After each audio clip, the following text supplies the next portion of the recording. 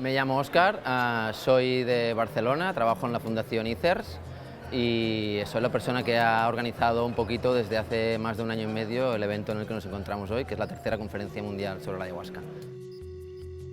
Pues yo tuve la suerte de conocer la ayahuasca hace 20 años.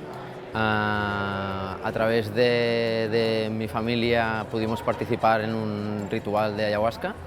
y ahí se empezaron a mover muchas cosas que más tarde he ido entendiendo con el paso del tiempo y que de alguna forma nos han llevado aquí. Sí, bueno, un poco la intención de esta conferencia y de los actos y eventos que hacemos en ICERS tiene que ver con normalizar toda esta realidad en un contexto de prohibición. La prohibición es, digamos, el azote más grande que reciben las personas consumidoras. Es una política basada en prejuicios y no en ciencias, sino en una moral que viene de lejos y que está muy cargada de una carga cristianoide basada en la culpa, donde el placer es un pecado, y de alguna forma de lo que tratamos de hacer aquí es que se respeten todas las opiniones, que la gente tenga un criterio para decidir si una cosa le conviene o no. Entonces tratamos de educar al público general para que como sociedad poco a poco llegamos a un horizonte pues, más racional, conciliador, donde haya menos injusticia y sobre todo que las personas pues, no sean juzgadas por una conducta u otra, sino que se consideren todas iguales por el hecho de ser personas y de su capacidad de autodeterminarse, tanto las personas como los pueblos o los colectivos, ¿no? Sí, bueno, el contenido en sí de la experiencia creo que no es tan interesante porque esto pues es muy subjetivo y cuesta traducirlo en palabras, pero sí que durante unos años me interesó mucho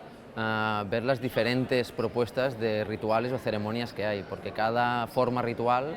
tiene unas intenciones detrás y te conduce a unos espacios.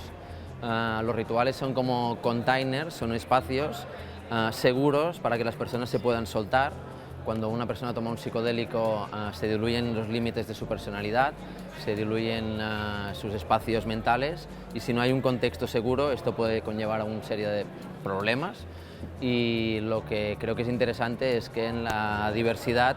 la verdad está repartida, ¿no? Cada ritual pues, tiene sus ventajas, sus inconvenientes, sus limitaciones y creo que, por ejemplo, no es lo mismo iniciarse en un ritual religioso como el Santo Daime, la União de Vegetao, la Barquiña, como un ritual psicoterapéutico, donde es un psicólogo el quien dirige la sesión, como un ritual indígena, donde es un ritual que tiene centenares de años de evolución. Entonces, un poco la gracia, yo creo, es saber encontrar tu propio camino dentro de esta diversidad y no perderte en este intento. Pues bueno, como organizador me está pareciendo increíble en el sentido de que es la tercera vez que lo hacemos y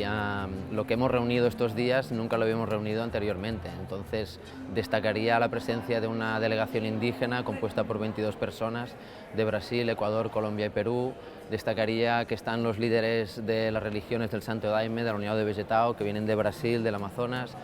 Destacaría que tenemos una reunión de personas metidas en políticas públicas para tratar también de generar una mayor concienciación sobre todo esto. Y destacaría sobre todo que hay 1.300 personas de unos 50 países de origen que han venido hasta Girona para compartir 3 días con nosotros.